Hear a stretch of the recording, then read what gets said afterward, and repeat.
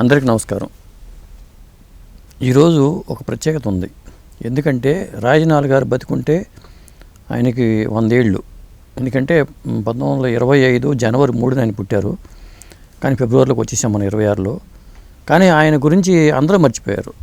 అసలు ఎవరి రాజనాల అనేవాళ్ళు కూడా ఉన్నారు ఇప్పుడు ఈ జనరేషన్కి వచ్చేసరికి. మరి రాజనాల గారు సినిమా రంగంలో 400 పైచిలుకు సినిమాల్లో అటు కన్నడం, తమిళం, తెలుగు, హాలీవుడ్లో మొట్టమొదటి విలన్గా ఎవరంటే మన తెలుగువాడే అని చెప్పొచ్చు. అది రాజనాల గారే. ఆయన అసలు పేరు ఏంటంటే రాజనాల కాళేశ్వరరావు నాయుడు. కానీ ఎవరికి ఆ కాళేశ్వరరావు నాయుడు అనే పేరే తెలియదు, రాజనాల అనే తెలుసు. మరి ఆ రాజనాల గారు చివరి దశలో, అవసాన దశలో, ఎందుకంటే శ్రీనాథుడు కూడా మరి తన అవసాన దశలో ఎట్లా బతికాడో మనకు తెలుసు. మరి రాజనాల గారికి ఈ దుస్థితి ఎందుకు వచ్చింది? ఒకప్పుడు రాజాలాగా ఉండే వ్యక్తి సినిమా రంగంలో. మరి ఎందుకు వచ్చిందంటే మరి దాన్ని చెప్పడానికి ఏంటంటే ముఖ్యంగా ఆయన కావలి సొంతూరు, మరి కావలి వ్యక్తి మనతో ఉన్నారు. మరి రాజనాల గురించి ఆయనకి ఏం తెలుసు అనేది మనం తెలుసుకుందాం. నమస్కారం అండి మునీంద్రబాబు గారు. నమస్తే సార్. మీరు మునీంద్రబాబు, మీ బొట్టు కూడా చెప్తుంది, మీరు అన్నీ చక్కగా వాస్తవాలు చెప్తారనేది. సార్ రాజనాల గారు అంటే తెలుసు, మా తరానికి బాగా తెలుసు, మీకు తెలిసే ఉంటుంది. మీకు పరిచయం అని కూడా విన్నాను, మీ ఊరే అని విన్నాను, మీది కావాలని తెలిసింది కాబట్టి నేను స్టూడియోకి పిలిచాను. రాజనాల గారు మరి అన్ని సినిమాలు చేసి అంత సంపాదించి, ఇప్పుడు రాజులు పోయారు రాజ్యాలు పోయినాయి అంటారు. రాజనాల గారు కూడా రాజాలాగా బతికారు. మరి ఏ రాజ్యం కూడా లేదు ఆయనకి. ఎందుకు ఈ దుస్థితి ఏర్పడింది రాజనాల గారికి? సార్ మంచి చక్కటి ప్రశ్న అడిగారు మీరు. నాకు తెలిసిన వరకు, నా ఒక్క ఇది తెలిసిన వరకు కరెక్ట్గా చెప్తాను సార్. చెప్పండి. రాజనాల గారు సొంతూరు కావలి. ఆయన ఇల్లు కూడా కూరగాయల మార్కెట్ సందులో ఉండేదన్నమాట. ఆ రాజనాల తోట అని ఒక పేరు ఉండేది. మాకు తెలిసేటి, ఆయనకి తెలిసేటి ఆ తోటలు కానీ మొత్తం ఇల్లు కూడా మొత్తం అమ్మేశారు, ఏం లేవు. ఆయన వచ్చినప్పుడు రాజనాల మెడ్రాస్ నుంచి వచ్చేటప్పుడు కావలి చిల్లర వారి వీధి అని ఒకటి ఉంది. అక్కడ ఒక లాడ్జీ ఉంది అనమాట. ఆ లాడ్జీ క్లబ్, ఫస్ట్ క్లబ్ ఉండేది. ఆ క్లబ్లో దిగేవాడు అనమాట. ఆ క్లబ్ ఓనర్ ఎవరంటే అహ్మద్ బాషా అని ఉండేవాడు. ఆయన టీడీపీకి టౌన్ ప్రెసిడెంట్గా ఉండేవాడు. ఈయన ఎప్పుడైనా రాజనాల దగ్గరికి పోతూ వస్తూ రాజనాల గారు బాగా దగ్గరుండి చూశారు అహ్మద్ బాషాని. ఆ ఉద్దేశంతో ఈ అహ్మద్ బాషా అప్పుడు క్లబ్ నడుపుకుంటూ ఉన్నాడు. ఆ క్లబ్ నడుపుకునే పరిధిలో రాజనాల రెండో భార్య, రాజనాల గారు ఇంటి పేరు రాజనాల కాళేశ్వరరావు నాయుడు ఆయన పేరు. అవును, అది మీరు చెప్పింది వాస్తవం, అదే పేరు అయింది. అదే విధంగా ఉంటూ వస్తుంది. అసలు వాళ్ళ నాన్నగారు, వాళ్ళ కుటుంబ నేపథ్యం ఏంటండి అసలు? సార్ నాకు అంతవరకు నాకు తెలియదు. రాజనాల వరకు తెలుసు బాగా. ఓకే. వాళ్ళ నాన్నగారు అంత తెలియదు. రాజనాల సినిమా ఇండస్ట్రీకి ఎలా వెళ్ళాడు? నాటకాలు వేసేవాళ్ళు? నాటకాలు వేస్తూ అంటే నేను ఇన్నదే సార్. అదే నేను ఇన్నదే. నాకు 84 నుంచి వరకే వారు తెలుసు. అంతకుముందు నాటకాలు వేస్తూ ఆయన రెవెన్యూ ఇన్స్పెక్టర్గా రెవెన్యూ డిపార్ట్మెంట్లో పనిచేసి తర్వాత నాగిరెడ్డి గారితో పెట్టుకొని అక్కడికి పోయి మెడ్రాస్కి పోయి సెటిల్ చేసి అక్కడి నుంచి ఇంకా ఆయన మంచి పెద్దగా చేసి. నేను విన్నది ఏంటంటే ఆత్రేయ గారు రాసిన ఎవరు దొంగ అనే నాటకం వేశారట. ఇట్లాంటి నాటకాలు వేస్తే ఎట్లాగ నువ్వు ప్రభుత్వంలో ఉండే ఉద్యోగుల పరంగా ఇట్లాంటివి వేస్తే అని సీరియస్ అయ్యారట అధికారులు కూడా. అవును సార్, వాస్తవం అది. నేను కూడా విన్నాను. తర్వాత ఈ ఉద్యోగం బలేదు, నాకేం బలేదు అని రిజైన్ చేయటం. అదే రిజైన్ చేసే ముందు కూడా ఒక కార్డు ఒకటి వచ్చిందట. ఆయన చెప్తూ నాకు రూబీ అపార్ట్మెంట్లో చెబుతుంటే విన్నాను. ఓకే బాబు, నేను ఉద్యోగం చేసేటప్పుడు నువ్వు నాటకాలు వేస్తున్నావు, ఇది నీకు సరికాదని ఒక డిస్ట్రిక్ట్ కలెక్టర్ రాశాడట. అది చూసేసి ఆలోచన చేసుకొని తర్వాత మళ్ళీ మెడ్రాసు పోయేసి ఆ మెడ్రాసులో కూర్చొని ఒక ఇంట్లో కూర్చొని ఆలోచన చేసుకున్నట్టు మరి నేను సినిమాకి పనికొస్తానా ఉద్యోగానికి పనికొస్తానని నాలో నేనే డిసైడ్ అయ్యేసి ఏదో ఒకరోజు కలాము తల్లి నన్ను ఆదరిస్తుంది అనే ఉద్దేశంతో ఆయన ఉద్యోగానికి రిజైన్ చేసేసి స్థిరపడి అని ఆయన చెప్పిన మాటలు సార్. అది కూడా ఈ యొక్క సిచ్యువేషన్ నాకు రూబీ అపార్ట్మెంట్ అమీర్పేట సారథి స్టూడియో వెనక పక్క ఉంటే ఆ రోజు వారి దగ్గరికి పోతే. ఆ రూబీ అపార్ట్మెంట్కి ఆయనకు ఉన్న బంధం ఏంటండి సార్? అయితే ఆయన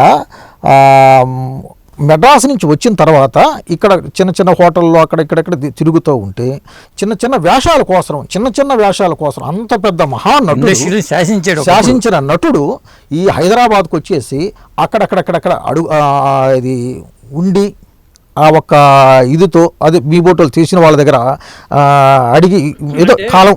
లాస్ట్ దశలో చాలా విషయాలు మేము మాట్లాడుకుందాం. లాస్ట్ దశకి వెళ్లే ముందు ఆయన ఇండస్ట్రీలో మరి అనేక సినిమాలు చేశాడు. బాగా చెప్పాలంటే ఎన్టీ రామారావు గారు 300 సినిమాలు చేస్తే ఈయన 400 సినిమాలు చేశారు. సార్. కత్తి యుద్ధంలో ఎన్టీఆర్ గారితో తలపడి వేరే వ్యవహారం చేశారు. ఆయన చూస్తేనే భయపడిపోయే పరిస్థితి. విలన్ అంటే ఇలా ఉంటాడా అనుకు రాజనాల పేరు చెబితేనే భయపడే పరిస్థితి వచ్చేది. అలాంటి వ్యక్తి మరి ఆ సంపాదించినంత ఏం చేశారు? అప్పట్లో ఏమైనా అక్కడ పెట్టుబడులు పెట్టారా? సార్ అయితే నాకు తెలిసి వాస్తవం మీరు మంచి కరెక్ట్ ప్రశ్న అడిగారు. ఆయన సొమ్ము చాలా వరకు కొంత బ్లాక్గా పెట్టున్నారు. ఓకే, అది నాకు ఆయన చెప్పున్నాడు. అది ఎవరి పేర్లు ఈ ఇంటర్వ్యూ చెప్తే అది బాగుండదేమో నాకు అది అనిపిస్తూ ఉంది. కొంతమంది ప్రముఖుల దగ్గర ఆయన డబ్బులు దాస్తారు. చాలా మంది సినిమా వాళ్ళందరూ ప్రముఖులు కావల్లో ఉన్న కొంతమంది వ్యక్తులు ఆయన గుండా పైకి వచ్చిన వాళ్ళు చాలామంది ఉన్నారు. అందులో ఒక వ్యక్తి నాకు తెలుసు, పేరు చెప్తాను. ఆయన కూడా గతించిపోయాడు కాబట్టి చెప్తున్నాను. అహ్మద్ బాషా అని చాలా మంచివాడు. అది మీరు చెప్పారు ఇందాక. అహ్మద్ బాషా ఆయన గుండానే రాజనాల్ గారి గుండానే ఆయన రాజనాల్ పోతో చేస్తూ వస్తే తర్వాత ఆయన తగ్గు దశలో ఉన్నప్పుడు రాజనాల్ని ఆదరించిన వాళ్ళల్లో కూడా అహ్మద్ బాషా. ఓకే, అహ్మద్ బాషా తర్వాత మళ్ళీ ప్రభాకర్ నాయుడు, కావల్లో ప్రభాకర్ నాయుడు, డాక్టర్ ప్రభాకర్ నాయుడుని ఆయన కూడా ఆయనకి ఆదరించాడు. సాధారణంగా రాజుల సొమ్ము రాళ్లపాళ్ళు అంటారు, కానీ రాజనాల సొమ్ము కూడా రాళ్లపాలు అయిపోయింది చాలా వరకు సార్. చాలా వరకు నాకు తెలుస్తుంది, నాతో చెప్పేవారు కూడా వారు. కానీ తోట కూడా కొన్నారంటారు సార్. వాస్తవమే, అది రాజనాల తోట అని ఒక పేరు ఉండేది సార్. ఆ పెంకుల ఫ్యాక్టరీ దగ్గర ఉండేది అది రాజనాల తోట అని కావల్లో. అది అందరూ కూడా వనభోజనాలకి ఎవరన్నా ఇది అక్కడ ఉసిరిక చెట్లు. ఎన్ని ఎకరాలు అది ఉండొచ్చు సార్, ఒక 10 ఎకరాలు ఉండొచ్చు, అంటే అప్రాక్సిమేట్గా ఉండొచ్చు. ఇంతని నేను కరెక్ట్గా ఊహించి చెప్పలేను. ఈసారి కరెక్ట్గా పోయిరమ్మంటే పోయేస్తాను కూడా. ఒక 10 ఎకరాలు ఉండొచ్చు, 10 ఎకరాల తోట. అదేమైంది మరి? అమ్మేశాడు సార్. ఆయన ఉండగానే అమ్మేశాడు. ఓకే, ఆయన పెళ్లి చేసుకున్నారా? ఎంతమంది భార్యలు, అసలు ఏంటి సార్? మొదట మ్యారేజ్ అయింది సార్. మొదట 2 పిల్లలు, 1 కూతురు అనుకుంటాను. ఓకే, తర్వాత ఇంకా రెండో భార్యని చేసుకున్నాడు. 83లో 84 చేసుకున్నాడు. ఎందుకు చేసుకోవాల్సి వచ్చింది? ఇంక లేదు, చూసేవాళ్ళు ఎవరు లేరు ఆయనకి. భార్య చనిపోయింది. ఓకే, పిల్లలు ఉన్నారు. పిల్లలు కూడా అది బాంబే పోయేసి ఆ బాంబేలో ఆ సముద్రంలో పడిపోయాడని ఇంతవరకు కూడా అది తెలియలేదు. ఓకే, అప్పటి నుంచి ఇంకా ఆయన కొద్దిగా చనిపోయారా? 2 పిల్లలు చనిపోయినట్టే సార్. అంతే, చనిపోయినట్టే. అంటే ధృవీకరించలేకపోతున్నాం. ఓకే, అంటే చనిపోయారని ధృవీకరించలేకపోతున్నాం. ఇప్పుడు సుభాష్ చంద్రబోసు అంతే అటనే రాజనాల పిల్లలు కూడా రూఢిగా ఎవరు చెప్పలేకపోతున్నారు. అంటే ఎవరన్నా పని చంపి ఉంటారా? పని కావచ్చు, అది కూడా మనం చెప్పలేము సార్. అది ఎందుకంటే వాళ్ళు అప్స్కాండెడ్. ఇప్పుడు సుభాష్ చంద్రబోస్ ఏ టైప్లో ఉన్నారు ఆ టైప్లోనే పిల్లలు మాయమైపోయారు సార్. అక్కడి నుంచి ఆయన ఆరోగ్యం క్రమేపీ క్షీణిస్తుంది. రెండో భార్యను చేసుకుంటే ఆవిడ బాగా చూసేది, పని బాగా చూసేది సార్, చక్కగా చూసేది. ఆయన సినిమా ఇండస్ట్రీ ఆవిడ లేకపోతే సినిమా ఇండస్ట్రీ కాదు. ఓకే, చిట్టమ్మ పేరు.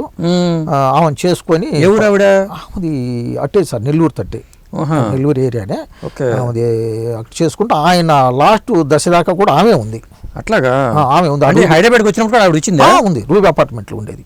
అట్లాగా రూబీ అపార్ట్మెంట్. హైదరాబాద్ ఏ సంవత్సరం వచ్చి ఉంటారు ఆయన? సార్ 91, 92 ఆ ప్రాంతం కూడా కాదు సార్. 80sలో 89 చెప్తానండి, 90 ప్రాంతాలకు వచ్చాడు. అంటే ఇండస్ట్రీ ఇక్కడికి వచ్చిన తర్వాత వచ్చాడు సార్. తర్వాత వచ్చాడు. అంటే అసలు వేషాలు ఎందుకు ఇవ్వలేదు అంత మహానటుడికి? పోనీ చాలా సంపాదించాడు. నాకు తెలిసి సావిత్రి గారి సొమ్ము కనుమరుగైపోయింది, పద్మనాభం గారి సొమ్ము చాలా వరకు కనుమరుగైపోయింది, రాజంగి గారు సంపాదించింది కూడా చాలా వరకు కనుమరుగైపోయింది. జాగ్రత్త పడ్డవాళ్ళు ఎన్టీ రామారావు గారు, అక్కినే నాగేశ్వరరావు గారు చాలా జాగ్రత్త పడ్డారు. హరినాథ్ గారి సొమ్ము అట్ట అయిపోయింది. రాజబాబు గారి సొమ్ము అప్పట్లో నాగభూషణం చెప్పలేదు, మళ్ళీ నాగభూషణం గారు, ఇలాంటి వాళ్ళు చాలామంది. ఎందుకు అప్పట్లో రెమ్యునరేషన్లో చాలా జాగ్రత్త పడ్డవాళ్ళు అన్నారుగా. సోమబాబు గారికి బోల్డ్ ఆస్తి ఉంది, కృష్ణ గారు బోల్డ్ సంపాదించారు. వీళ్ళు ఎందుకు జాగ్రత్త పడలేదు అనేది నా ప్రశ్న సార్. వీళ్ళు జాగ్రత్త పడలేదంటే రాజనాల విషయం మటుకు పిల్లల గుండా సగం పోయింది నాకు తెలిసి. పిల్లల గుండా అంటే పిల్లలంటే విచ్చలవిడిగా 2 అమ్మాయి కూడా పుట్టారా? అరుణ ఒక అమ్మాయి ఉంది. అప్పటికేం లేదు, రెండో మ్యారేజ్ చేసుకున్నట్టు రాజనాల దగ్గర ఏమి లేదు. ఆయన వచ్చినప్పుడల్లా ఆవిడకి భార్యకి పిల్లలు పుట్టారు. ఒక అమ్మాయి ఏదో ఉంది. ఆ అమ్మాయి ఎక్కడో నర్సుగా పనిచేస్తా ఉంది. ఇప్పుడు ఉన్నారా? ఉంది, నర్సుగా పనిచేస్తుంది. తెలుసా మీకు? నాకు తెలుసు. అట్లాగా. ఇక్కడ మన ఎక్కడంటే మన ఇలా సచివాలయం ఉంది కదా, సచివాలయం ఎదురుగా ఒక హాస్పిటల్ ఉంది. హాస్పిటల్లో పనిచేస్తుంది అని నాకు మన సుమన్ టీవీలో ఆయన పేరు ఉంది సార్, నాకు చాలా పెద్ద ఇదే సార్, సినిమా ఇండస్ట్రీలకి ఇప్పుడు కూడా ఈ మంచి పేరు ఉంది, నాకు తరికిన గుర్తుకు రావటం. సరే ఓకే, అది మనం మన గుర్తులో చెప్పుకుందాం. అయితే తండ్రితో పాటే ఉండేది అమ్మాయి కూతురు కూడా ఒక వయసు దాకా ఉండేది సార్. మొత్తానికి అన్నీ పోగొట్టుకుని చెన్నై నుంచి హైదరాబాద్ షిఫ్ట్ అయిపోయారు సార్. భార్య కూతురు షిఫ్ట్ అయిపోయి ఫస్ట్ ఇక్కడ కొన్ని రోజులు వచ్చేసి గ్యాదరింగ్ చేసుకున్నాడు, అక్కడెక్కడ తిరిగేసి సినిమాల కోసము చిన్నపాటి అవకాశాలు వచ్చాయి. ఆ అవకాశాలు వస్తున్నాయి అనే సందర్భంలో చిన్నపాటిది ఒక ఇల్లు తీసుకుంటే బాగుంటుంది అనే ఉద్దేశంతో ఇక్కడ మన రూబీ అపార్ట్మెంట్ సారథి స్టూడియో, అమీర్పేట సారథి స్టూడియో వెనక పక్క రూబీ అపార్ట్మెంట్లో చిన్న సింగిల్ బెడ్రూమ్లో ఇల్లు తీసుకున్నాడు. ఓకే, అక్కడ తీసుకొని ఆయనకి టైం పాస్ ఏంటంటే ఇంక అన్ని ఆఫీసులు తిరుగుతూ ఈ విధంగా ఒక్కోసారి ఒక్కో ఆఫీస్ అందరూ జాలి పడతారు చూసి వేషం ఎవరు లేదు. కాబట్టి కొందరు మటుకు ఆయనకి ఆర్థికంగా సహాయం చేసిన వాళ్ళు ఉన్నారు కొందరు. కానీ ఎంతమంది సహాయం చేసినా నిలుపుకోలేదంటారు. ఆయన ఎవరు డబ్బులు ఇచ్చినా వెళ్ళిపోయి ముందు తెచ్చుకునే వాళ్ళు అంటారు. సార్ ఒక సంగతి చెబుతాను, ఒక సంసారం నడవాలి అంటే ఖర్చులు ఉంటాయి. వాళ్ళు ఎవరో ఇస్తారు కొద్దో గొప్పలో, ఆ కొద్దో గొప్పలో ఎంతవరకు ఆ తిండి ఖర్చులకి వాటికే సరిపోయిందే కానీ ఆయన ఏమి ఇక్కడికి వచ్చి ఆ రూబీ అపార్ట్మెంట్లోకి వచ్చి చెడు వ్యసనాలకి అనేది ఏమి లేదు సార్. కాకపోతే ఆయన నాకు పూర్తిగా తెలుసు కాబట్టి చెబుతున్నాను, ఆయన బెర్తడి ఇంజక్షన్ తొడకేసుకునేవాడు. ప్రత్యక్షంగా చూసిన వాళ్ళు, నేను పక్క నుండి చూసిన ఇంజక్షన్ మత్తు కోసరంగా ఈ తొడకి ఇట్టనే కూర్చొని తొడకి ఇంజక్షన్ ఆయనే వేసుకునేవాడు. సిరంజీ పెట్టి ఆయన వేసుకునేవాడు అనమాట. అది ప్రత్యక్షంగా నాకు తెలుసు. అది నేను ఎలా పరిచయం అసలు ఆయన నాకు మొట్టమొదటిసారి బొబ్బిలిపుల్లి సినిమా షూటింగ్ అయిపోయిన తర్వాత ఆయన బొబ్బిలిపుల్లో ఉన్నాడు. ఆయన బొబ్బిలిపుల్లి సినిమా షూటింగ్ అయిపోయిన తర్వాత ప్రశాంతత కోసం కావలికి వస్తుంటాడు. ఆయన నెలకు ఒకసారి 15 రోజులకు ఒకసారి మెడ్రాసులో ఉన్నప్పుడు కావలికి వచ్చేవాడు. కావలి ఇల్లు లేదు, అప్పటికే ఇల్లు అమ్మేశాడు, తోట అమ్మేశాడు, మొత్తం అమ్మేసి ఆయన శిష్యులు అహ్మద్ బాషా అని ఉండేవాడు. చెప్పారు అహ్మద్ బాషా క్లబ్ పెట్టున్నాడు చిల్లర వారి ఇంట్లో. అక్కడ క్లబ్ కూడా తీసేశారు, అప్పటికే క్లబ్ తీసేశారు. ప్రశాంతంగా ఒక బెడ్రూమ్లు 2-3 బెడ్రూమ్లు ఉండేవి, ఈయనకి ఇచ్చేవాళ్ళు. అక్కడే ఉండేవాడు అనమాట. నేను ఆ పక్కనే ఉండేవాడిని. అట్ట పరిచయం అయ్యాడు. ఆ పరిచయం ఆయన చనిపోయేటప్పుడు కూడా నాకు అదే పరిచయం కొనసాగించుకుంటూ వచ్చాను. ఓకే, మిమ్మల్ని కూడా అడగలేదా వేషాలు వేస్తావని ఏమైనా అడిగాడు. ఆయన నన్ను మెడ్రాసు ఒకసారి నన్ను ఆయన తీసుకొని పోవటం, ఒక లాడ్జ్లో అల్లూరయ్య హోటల్ అని గోవిందపురాడి స్ట్రీట్లో ఉండేది ఆ హోటల్లో నాకు అన్ని అకామిడేషన్, ఆయన పరిస్థితి బాగలేనప్పుడు కూడా నాకు అకామిడేషన్ ఇప్పించాడు. ఖర్చు అంతా బరాయించి చంద్రమోహన్ గారిని పరిచయం చేశాడు. చంద్రమోహన్ నాకేమని చెప్పాడు, మునీంద్ర బాబు సరే నువ్వు వచ్చావు, ఇక సరే నీకు ఆఫీసులు ఈ స్టూడియోలు ఇవన్నీ తిరుగుతో వేషాల కోసం వేషం అనేది ఒకరు చెప్తే ఇచ్చేది కాదు, నీకై నువ్వు ఇండివిజువల్గా ఆడిషన్లు ఇచ్చుకుంటూ చేసుకుంటూ రావాలి అని చెప్పేవాడు. అప్పుడు చంద్రమోహన్ గారి ఇంట్లో కూడా 2 రోజులు నేను ఉండి భోజనం చేశాను రాజనాల్ గారు రెఫరెన్స్తో. ఈ విధంగా జరిగింది. మరి చంద్రమోహన్ మంచి ఫ్రెండ్, బ్రహ్మాండంగా సంపాదించుకున్న జాగ్రత్త పరుడు. ఈయనేమో ఇలా ఆయనకన్నా ఈయన ఎక్కువ సినిమాలు చేసాడు చెప్పాలంటే. అదేంటి మరి నాకు తెలిసి ఈ 5 ఏళ్ళు ఉన్నాయి సార్. ఇది ఒకటి చిన్నది, ఒకటి పెద్దది, ఒకటి ఉంది. దీనికి నిదర్శనం ఏంటంటే సినిమా వాళ్ళ నిదర్శనం ఈ 5 ఏళ్ళు మనం పెట్టుకోవటమే గుర్తు. అంతకుమించి నేను పెద్దవాళ్ళకి మీకు నేను చెప్పే అంత మా వయసు కాదని అంత జనరల్ నాలెడ్జ్ కూడా లేదు. ఈ 5 ఏళ్ళు ఉన్నాయి. సినిమా వాళ్ళ పరిస్థితి కానీ, రాజకీయ నాయకుల పరిస్థితి కానీ, పెద్దవాళ్ళు డబ్బులు ఉండే పరిస్థితులు కానీ మన చెయ్యే నిదర్శనం అని నేను మీకు ఒకటే చెబుతున్నాను. ఇప్పుడు కస్తూరి శివరావు అలాగే పోగొట్టుకున్నాడు సంపాదించి, రాజనాథ్ గారు అలాగే పోగొట్టున్నారు, హరినాథ్ గారు అలాగే పోగొట్టుకున్నారు, పద్మనాభం గారు అలాగే పోగొట్టారు, అలగే గారు కూడా మరి బోల్డ్ ల్యాండ్స్ కొన్నారంటారు. అవన్నీ లక్ష్మీ తల్లి ఇస్తుంది పూర్తిగా, మళ్ళీ వెనక్కి తీసేస్తుంది. ఆవిడ తీయటం కాదుగా, మన జాగ్రత్త మనకు ఉండాలి. ఎంత జాగ్రత్తగా ఉన్నా అది పోయే రోజు వస్తే ఇనప పెట్టెలో పెట్టినా ఆగవు. ఇది నా నిజ జీవితంలో వేల లక్షల కోటీశ్వరులతో నేను తిరిగాను. ఓకే, కావల్లో మొట్టమొదటి ఎమ్మెల్యే పాతాళపల్లి వెంగళరావు. ఓకే, వెంగళరావు గారికి 83కి 250 లారీలు ఉన్నాయి హైదరాబాద్ సిటీలో, సైదాబాద్ కాలనీలో, మాధవనగర్లో. అబ్బా, 250 లారీలు, జోంగాలు, జిప్సీలు మొత్తం కలిపి మొత్తం ఒక పెద్ద సంస్థది. హైదరాబాద్ సిటీలో 2 కంకర్ మిషన్లు ఉండేవి, 1000 మంది లేబర్ ఉండేవాళ్ళు. అటువంటి వెంగళరావు గారు ఇటుక బట్టీలు అంటే వెంగళరావు ఇటుక అని పేరు. వెంగళరావు ఇటుక అంటే హైదరాబాద్ సిటీలోనే నెంబర్ 1. అటువంటిది ఈరోజు వాళ్ళ పరిస్థితి అంటే ఆయన చనిపోయిన తర్వాత ఎమ్మెల్యేగా గెలిచాడు. 16 నెలలు ఎమ్మెల్యేగా గెలిచిన తర్వాత కూడా మళ్ళీ టికెట్ ఇచ్చారు ఎన్టీ రామారావు గారు, అది గెలవలేదు. తర్వాత ఆయన చనిపోయారు. ఆయన చనిపోయిన తర్వాత ఒక్కోటి పెరిగిపోయింది, తగ్గుతూ వచ్చింది, పైనుంచి కిందకు వచ్చేసింది. చూసారా? అంతే. 250 లారీలు ఎక్కడ?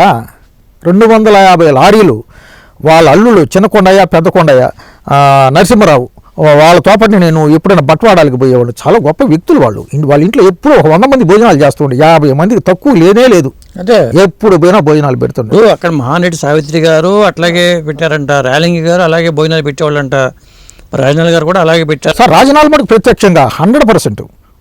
నేను పోతుండేవాడిని కదా. ఆయన ఆ పరిస్థితుల్లో కూడా ఇది తగ్గు దశలో కూడా రూబీ అపార్ట్మెంట్కి పోతే ఎవరన్నా పోతే ఆయన భోజనం చెయ్యింది పంపించేవాడు కాదు. అప్పటికే కాలు తీసేశారు.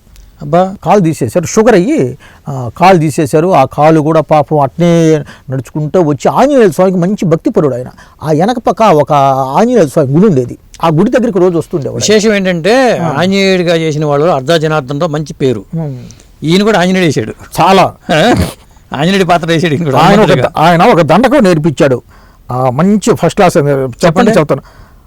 ఆంజనేయం మహావీరమురాక ప్రభో రామదూతం నమామ్యహం జై జై హనుమాన్ గోసాయి కృపా కరో గురుదేవికి నాయకి శతవార పటాకరో కోల్చుటాయ్ బెంది మహాస్కోం జై హై పడై హనుమాన్ చాలీసా అని ఒక 2 దండకాలు. ఇది నేర్చుకోరా, ఎప్పుడైనా నీకు ఉపయోగపడుతుంది, ఏదో ఒకరోజు ఈ నన్ను గుర్తుపెట్టుకో అని చెప్పి అన్నాడు. ఆ 2 దండకాలు నేను ఎప్పుడు చదువుకుంటూ ఉంటాను. మొత్తం కడత పెట్టేశారు. తరచూ కలుస్తూ ఉండేవాళ్ళు హైదరాబాద్లో. నేను 2 రోజులకు ఒకసారి. అప్పుడు నేను కొద్దిగా వర్క్ చేసుకుంటూ ఉండేవాడిని. నాకు చిన్నపాటి డబ్బులు వస్తే ఈ డబ్బులతో నేను అక్కడికి అంటే నేను చెప్పుకోకూడదు, ఈ ఇంటర్వ్యూలు చెప్పకూడదు, నేను ఏం చేశాననేది నాకు అది ఇష్టపట్టదు. భగవంతుడికి తెలుసు, ఆయనకి తెలుసు, ఓకే, ఆ పరమేశ్వరుడికి తెలుసు, ఆయా రాజనాల్ గారికి తెలుసు నేనేమైతే చేశానో అది చెప్పుకోకూడదు, నాకు అది ఇష్టపట్టదు, ఆయనకి తెలుసు. అది ఏదో రోజైతే కలుసుకునేవాడిని. సాధారణంగా మగవాడు సంపాదించినప్పుడు ఆడవాళ్ళు విసుక్కుంటారు, మర్యాదగా చూడరు, వదిలి వెళ్ళిపోతారు అవసరం అయితే. కానీ ఆ వయసులో ఆమె అయితే ఎక్కడికి పోలేదు. చిట్టమ్మ గారు ఎక్కడికి పోలేదు. ఆయన కనిపెట్టుకొని ఉండేది. ఆయన ఉదయాన్నే పాపం ఒక ఆటో వేసుకొని తిరుగుతూ ఉండేవాడు, షూటింగ్ల కోసం అని, లేకపోతే ఇంకా ఎవరైనా మీ బోటలు పెద్దవాళ్ళు ఎవరైనా ఆయన సమకాలికులు, ఆయన ఫ్రెండ్స్ చాలామంది హైదరాబాద్ సిటీలో ఉన్నారు.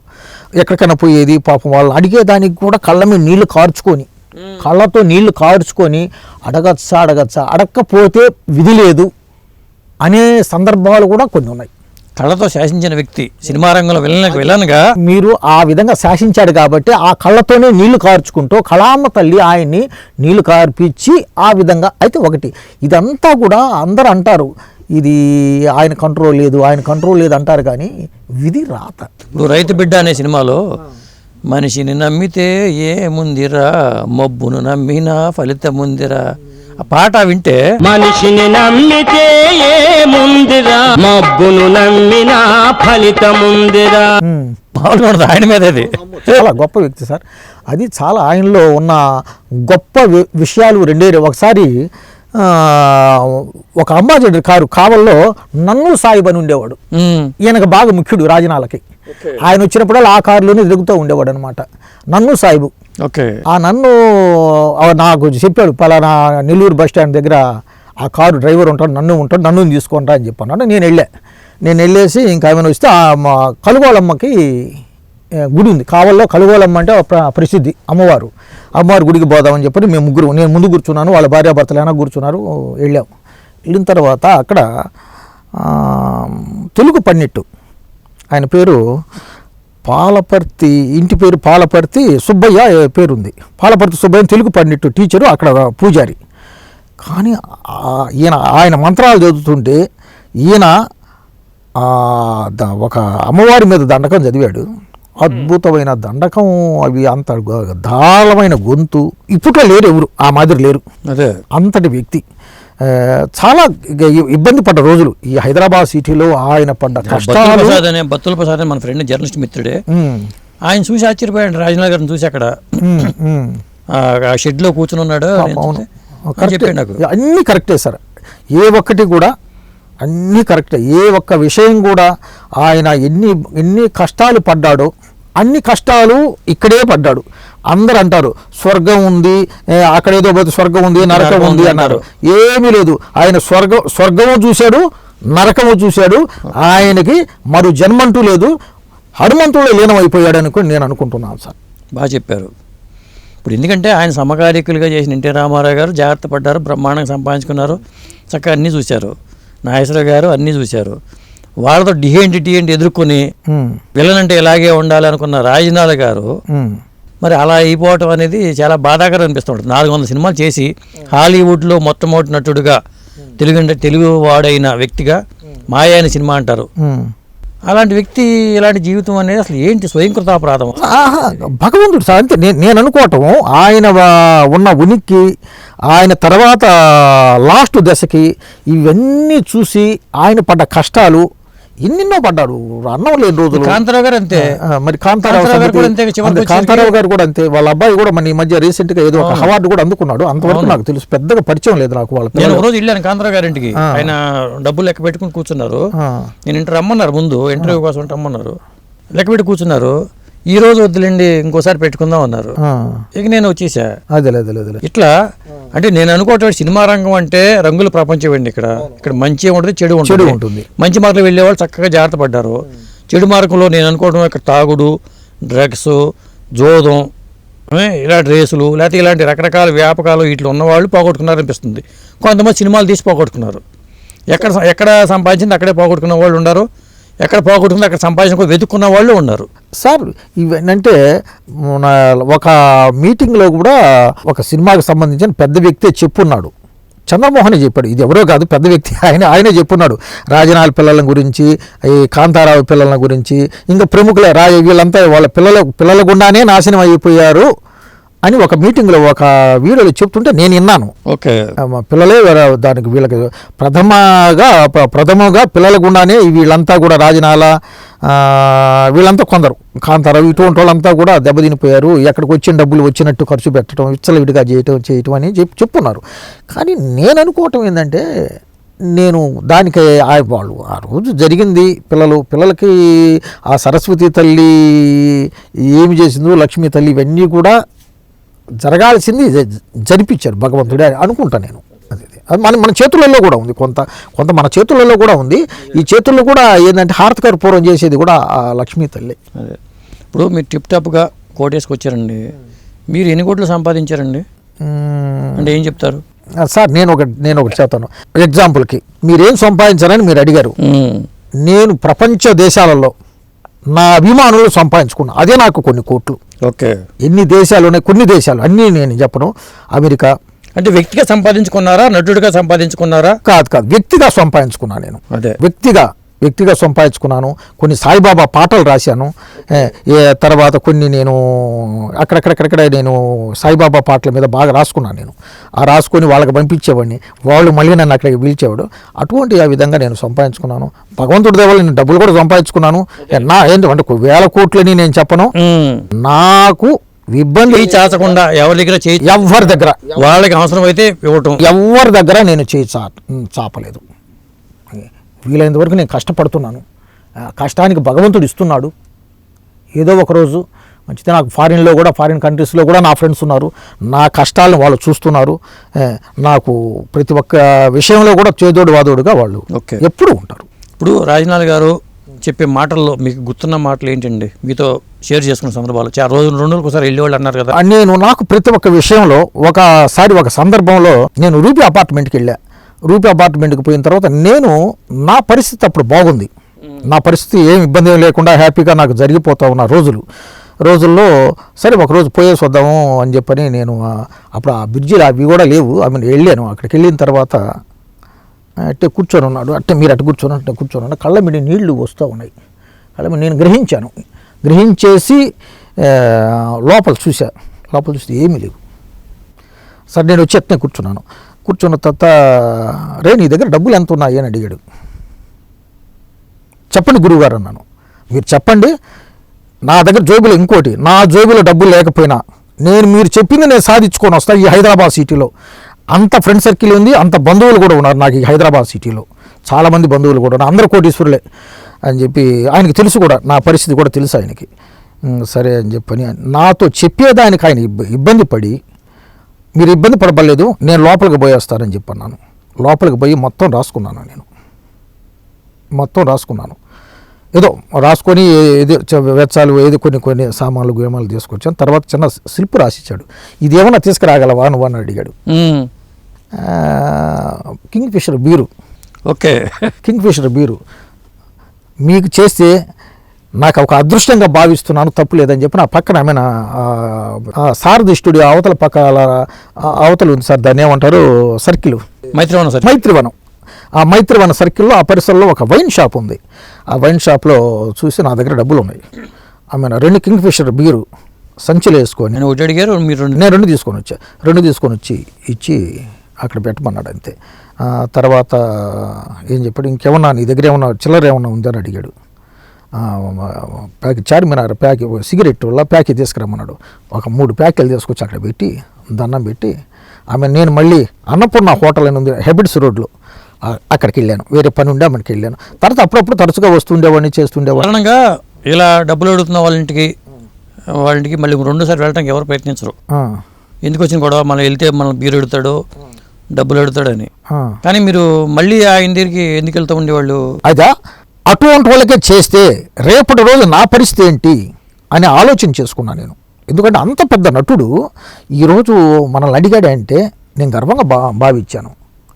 ఇచ్చాము, తప్పు లేదు, ఇంకోసారి ఇస్తాము, ఉన్నప్పుడు ఇస్తాము, లేనప్పుడు ఆ లక్ష్మీ తల్లి మన దగ్గర ఇస్తే మనం తీసుకుపోయి ఇవ్వచ్చు అని చెప్పే ఉద్దేశం నేను అనుకున్నాను.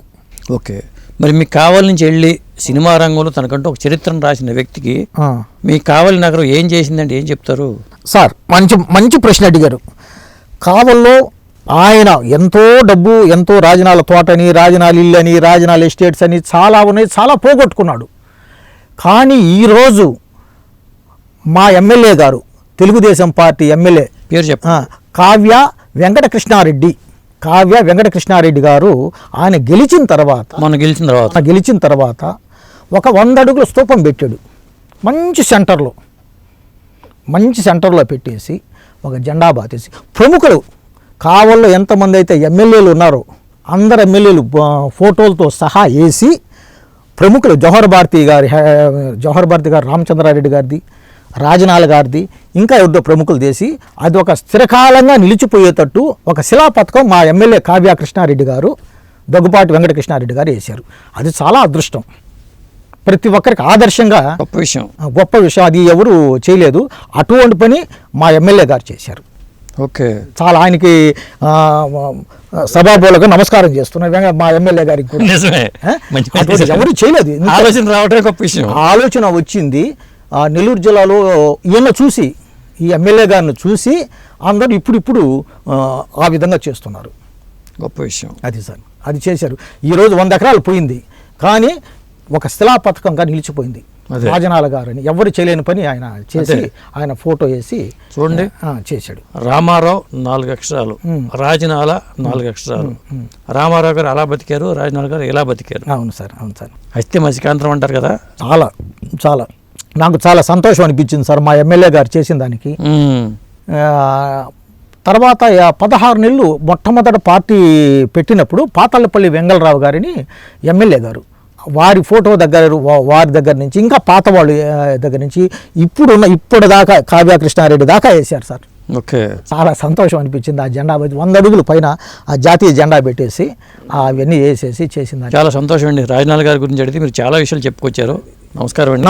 నమస్కారం సార్. చూశారు కదా, ఇప్పుడు రాజనాల గారికి సంబంధించిన ఈ ఇంటర్వ్యూ చేసిన తర్వాత మనం 100వ జయంతి ఉత్సవాలు చేస్తూ ఉంటాం. ఎన్టీ రామారావు గారి 100వ జయంతి ఉత్సవాలు జరుగుతున్నాయి, మరి ఘంటసాల గారి 100వ జయంతి ఉత్సవాలు జరుగుతున్నాయి.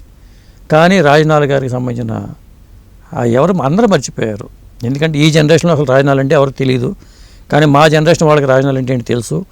400 చిత్రాల మహానటుడు. తెలుగు, కన్నడము, తమిళము, బాలీవుడ్లో హిందీలో చేశారు ఆయన. మరి రాజనాథ్ గారిని గురించి తలుచుకుంటేనే మనకి ఇలా అనిపిస్తుంది. థ్యాంక్ యూ అండి. మరి అంశం మళ్ళీ కలుద్దాం.